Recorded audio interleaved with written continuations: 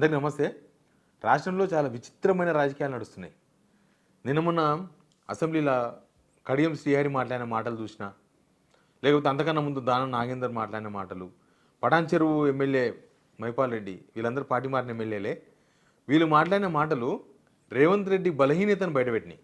అంటే రేవంత్ రెడ్డి మేకపోతు గాంభీర్యం బయటికి ఏదేదో మాట్లాడిస్తున్నారు, కానీ లోపల జరిగే వ్యవహారాలు వాళ్ళు బయటికి చెప్పారు. కడియం శ్రీహరితో ఓపెన్గా మాట్లాడిండు. లోపల జరిగేది వేరు, మీకు బయటికి తెలిసే వార్తలు వేరుంటాయి, లోపల వ్యవహారం వేరు. నేను ఎలక్షన్కు రెడీగా ఉన్నా, కానీ రేవంత్ రెడ్డి వద్దంటున్నాడు. సీఎం ఉసుకో అంటే నేను డిస్కో అంట, కానీ ఆయన్నే ఉసుకో అంటలేడు అనేది ఆయన చెప్పిండు. దానాగంద్ర కూడా అట్లాంటి విషయాలు చెప్పిండు. అసలు ఎందుకు పార్టీ మారిన ఎమ్మెల్యేల్లో కొంతమంది ఏమో ఇక మళ్ళీ ఎలక్షన్ అంటే భయపడుతున్నారు, ఓకే. కొంతమంది నైతికంగానో, లేకపోతే జనాల నుంచి వచ్చిన ప్రెషరో, లేకపోతే జనాల ముందు ముఖం ఎత్తుకోకపోవడమో, లేదా పొద్దుగా లేస్తే ఈ పంచాయతీయో పార్టీ మారిన ఎమ్మెల్యే రాజీనామా చేయరా అని, లేకపోతే కోర్టులు, సుప్రీంకోర్టు, హైకోర్టు, స్పీకరు, ఈ పంచాయతీ అంతా ఎందుకు అనుకునే వాళ్ళు రాజీనామా చేస్తామంటే కూడా ఎందుకు వద్దు అంటున్నారు రేవంత్ రెడ్డి గారు. ఎందుకు ఎలక్షన్ అంటే భయపడుతున్నారు? ఈ విషయాల మీద మాట్లాడదాం. అంతకన్నా ముందు సబ్స్క్రైబ్ చేయండి, షేర్ కూడా చేయండి. ఇక మనకు తెలుసు కదా, ఇదంతా మనం అనుకుంటున్నాము, ఇదంతా చాలా పద్ధతిగా సిస్టమేటిక్గా ఒక చట్టం ప్రకారం నడుస్తుంది అని బయటికి కనిపించేటట్లు చేస్తున్నారు. స్పీకరు విచారించినట్లుగా, వీళ్ళు పార్టీ మారినట్లుగా ఆధారాలు లేనట్లుగా, వీళ్ళు పార్టీ మారలేదని చెప్తున్నట్లుగా, దాన్ని నమ్మి లేకపోతే దాన్నే బేస్ చేసుకొని స్పీకర్ గారు గడ్డం ప్రసాద్ కుమార్ గారు వీళ్ళు పార్టీ మారలేదని 5 మందికి ఆల్రెడీ తీర్పు ఇచ్చేసిండు.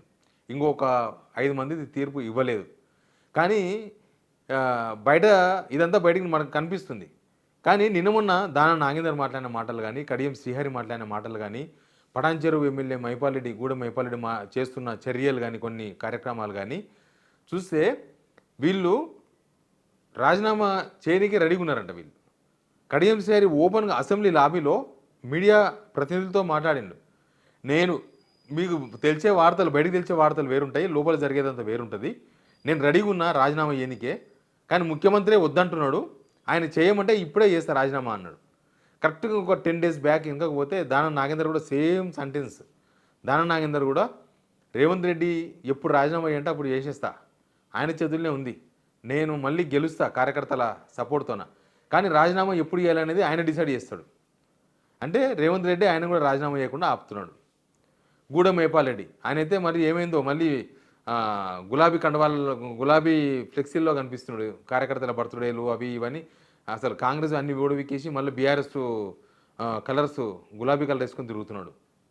అయితే ఈ మొత్తం ఎపిసోడ్లో రేవంత్ రెడ్డే మొత్తం మేనేజ్ చేస్తున్నాడు. ఇప్పుడు స్పీకర్ వెనకాల కూడా రేవంత్ రెడ్డే ఉన్నాడు అనేది క్లియర్గా అర్థమవుతుంది. మనం అట్లా మాట్లాడకూడదు. నిజానికి స్పీకర్కు ఒక రెస్పెక్ట్ ఉంటుంది, స్పీకర్ సీట్కు ఇవ్వాలి కూడా మనం కూడా. కానీ ఆ రెస్పెక్టు మనం ఇవ్వాలి అంటే అక్కడ అట్లా ఉండాలి కూడా. ఇప్పుడు ఆయన 5 మంది పార్టీ మారలేదని తీర్పు ఇచ్చిండ్రు. అంతకన్నా ముందే రేవంత్ రెడ్డి అసలు ఎలక్షన్సే రావు అన్నాడు. ఇప్పుడు రేవంత్ రెడ్డికి అనుగుణంగానే తీర్పు ఇచ్చింది కదా. అంటే రేవంత్ రెడ్డి ఈ తీర్పు ఇప్పించిన అనుకునే ఛాన్సెస్ ఉన్నాయి కదా స్పీకర్ గారికి. అనవసరంగా స్పీకర్ గారు ఆ గౌరవాన్ని కోల్పోయిండు కదా. ఇప్పుడు 5 మంది తీర్పు ఆయన ఇచ్చేసిండు. వీళ్ళు రాజీనామా చేస్తామంటున్నారు. ఇప్పుడు ఎవరైతే రాజీనామా చేస్తామంటున్నారో దానం నాగేందర్ అయినా లేకపోతే కడియం శ్రీహరి, వీళ్ళైతే కనీసం స్పీకర్ నోటీస్కు రెస్పాండ్ కూడా కాలేదు. అసలు స్పీకర్ను తీవ్రంగా అవమానించిన వాళ్ళు. స్పీకర్ నిజానికి ఆయన మన తెలంగాణోడే కొంచెం పౌరుషం కనుక ఉంటే వాళ్ళిద్దరిని మళ్ళీ అసెంబ్లీ కూడా కాలు పెట్టనీయద్దు. వాళ్ళు అసెంబ్లీకి పోతున్నారు, ఇప్పుడు అసెంబ్లీలో కాలువ పెట్టనీయద్దు. వాళ్ళు స్పీకర్ నోటీస్కే రెస్పాండ్ కాకపోతే ఇంకెందుకు? పౌరుషం వస్తుంది కదా. ఆ పదవిలో కూర్చున్నందుకన్నా అట్లా రావాలి, ఉత్తుత్త మనసరికే వస్తుంది. కానీ అది చేయలేదు. ఇప్పుడు వాళ్ళు మేము రాజీనామా సిద్ధం, రేవంత్ రెడ్డి ఆపుతున్నాడు. రేవంత్ రెడ్డి ఎందుకు ఆపుతున్నాడు? రేవంత్ రెడ్డికి వచ్చిన భయం ఏంది? పొద్దుగా లేస్తే రాజ్యాంగం పట్టుకొని తిరుగుతారు. అసలు మాది ప్రజాపాలన, నేను పేదరికం నుంచి వచ్చిన, నేను ప్రజల అనుగుణంగా పరిపాలన నడిపిస్తున్నా అంటారు. తీరా చూస్తే ప్రజాస్వామ్యానికి భయపడుతున్నట్టుగా కనిపిస్తుంది కదా. ప్రజాస్వామ్యానికే భయపడుతున్నాయి. ప్రజాస్వామ్యబద్ధంగా ఆయన ముఖ్యమంత్రి అయ్యాడు. ఎమ్మెల్యేలంతా ఎన్నుకున్నారు, అధిష్టానం నిర్ణయించింది, ముఖ్యమంత్రి అయ్యాడు. కానీ ఎలక్షన్ పార్టీ మారిన ఎమ్మెల్యేలు ప్రజల వద్దకు పోదాం అంటుంటే సీఎం వద్దు అనడం అంటే ప్రజల తీర్పు ఎదుర్కోవడానికి ధైర్యం లేదు అనే భావాన్నే కదా కనిపించేది. యాక్చువల్గా వీళ్ళు భయపడాలి, ఎమ్మెల్యేలు భయపడాలి, వద్దు ఇప్పుడు పోతే పరిస్థితులు బాగాలేవు అని. కానీ వాళ్ళకి పొట్టుకి ఎక్కువైంది కదా. నాలాంటి వాళ్ళు రోజు పొడుస్తూనే ఉన్నారు, రాజీనామా చేయరా, జనాలు అడుగుతున్నారు. జనాల దగ్గర పోతే అంత ఓపెన్గా ఉండదు కదా. ఒక పార్టీకి గెలిచి ఇంకో పార్టీకి పోయిన తర్వాత అంత ఫ్రీగా తిరగలేరు. కాన్స్టిట్యున్సీలో కూడా చాలా ఇష్యూస్ ఉంటాయి.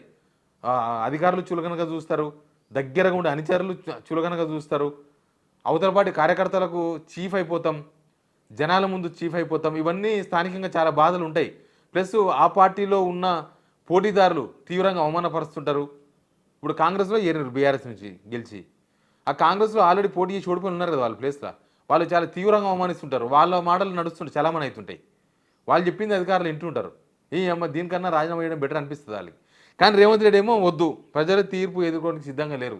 సర్పంచ్ ఎలక్షన్స్లో మాకు బాగా వచ్చినాయి, సర్పంచ్ ఎలక్షన్స్తోనే జనమంతా మా వెంటే ఉన్నారని తేలిపోయింది అని బహిరంగ ప్రకటన చేస్తారు. లోపల మాత్రం రగిలిపోతుందన్నమాట. లోపల మొగిలిపోత రగిలిపోతుంది అన్నట్టుగా వీళ్ళకి భయం అవుతుంది. వీళ్ళ గుండెల్లో వీళ్ళు ఉప ఎన్నికకు పోతే ఓడిపోతాం, గెలుస్తామనే నమ్మకం లేకపోవడంతోనే ఇట్లా చేస్తారు. ప్రజల తీర్పు వ్యతిరేకంగా వస్తుందనే ఉప ఎన్నిక నుంచి తప్పించుకునే పనిలో భాగంగా ఇదంతా చేస్తున్నారు అనేది క్లియర్గా కనిపిస్తుంది. ప్రతిపక్షంలో ఉన్నప్పుడు కాంగ్రెస్ పార్టీ రాజీనామా చేయాలి, పార్టీ మారితే ఉప ఎన్నికలు రావాలి అని మాట్లాడిండ్రు కదా. ఈ గవర్నమెంట్ వచ్చిన తర్వాత కూడా లోక్సభ ఎలక్షన్స్ మేనిఫెస్టోలో పెట్టింది ఏఐసిసి, అసలు పార్టీ మారితే ఎంబడి ఎలక్షన్స్ రావాలని. కానీ అన్నిటికీ విరుద్ధం. అధికారంలోకి వచ్చిన తర్వాతనేమో అవసరం లేదు, ఉప ఎన్నిక అవసరం లేదు. అంతకుముందేమో మీరు ఎందుకు రాజీనామా చేయరు, మీ మీద చెప్పులతో కొట్టాలి వీళ్ళని, రాళ్ళు తీసుకుని ఇస్రాయలని మాట్లాడింది. ఇప్పుడేమో పార్టీ మారిన వాళ్ళను రాజీనామా చేస్తామని వాళ్ళ కొంతమంది అంటున్నారు. కొంతమంది ఏమో ధైర్యం లేదు, వాళ్ళు పిరికోళ్ళు, మనం ఏం చేయలేం. పార్టీ మారినాక ఇన్ని వ్యవహారాలు జరిగిన తర్వాత బీఆర్ఎస్ నుంచి చాలామంది వస్తారని రేవంత్ రెడ్డి నమ్మిస్తే పోయినామని నమ్ముతున్న వాళ్ళు రాలేదు, ఫెయిల్ అయింది, మిషన్ ఫెయిల్ అయిపోయినప్పుడు వాళ్ళు రాజీనామా వెనకపోతున్నారంటే వాళ్ళు పిరికోలని అర్థం. ఒక పిరికి ఎమ్మెల్యే ఆ కాన్స్టిట్యూన్సీని ఎట్లా డెవలప్మెంట్ చేస్తారనేది జనమే ఆలోచిస్తారు. అయితే ఇక్కడ స్పీకరు స్వతంత్రత మీద అనుమానాలే, లాస్ట్కి పరిపాలన మీద అనుమానాలే. పరిపాలన స్ట్రెంత్ లేదు, పరిపాలన అంతా వేరు.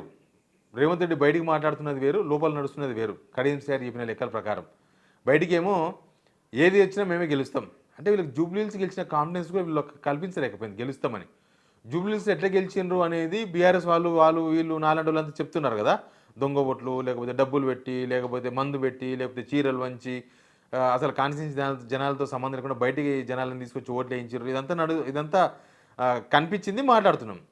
కానీ ఆ తృప్తి కూడా రేవంత్ రెడ్డికి కాంగ్రెస్ వాళ్ళకి లేదు. జూబ్లీహిల్స్లో గెలిచినాం అన్నప్పుడు ఎంత గుండె ధైర్యంతోన నేనైతే అనుకున్నా జూబ్లీహిల్స్లో గెలిచినప్పుడే, అంటే గెలవక ముందే, గెలిచిన వెంటనే వీళ్ళు ఖచ్చితంగా ఈ 10 మందితో రాజీనామా వేయించేసి ఎవరైతే రాజీనామా చేయాలంటారో వాళ్ళ ముఖాన కొట్టేస్తారు వీళ్ళ రాజీనామా పత్రాలు, ఉప ఎన్నికకి వెళ్ళిపోతారు, అంత ధైర్యం ఉంటుంది వీళ్ళకి అనుకున్నా. తీరా చూస్తే గెలిచిర్రు కానీ నమ్మకం లేదు. ఎందుకు నమ్మకం లేదు అంటే అది సరైన పద్ధతిలో గెలవలేదు, వాళ్ళు తప్పుదారిలో గెలిచిర్రు అనేది వాళ్ళకే అర్థమవుతుంది.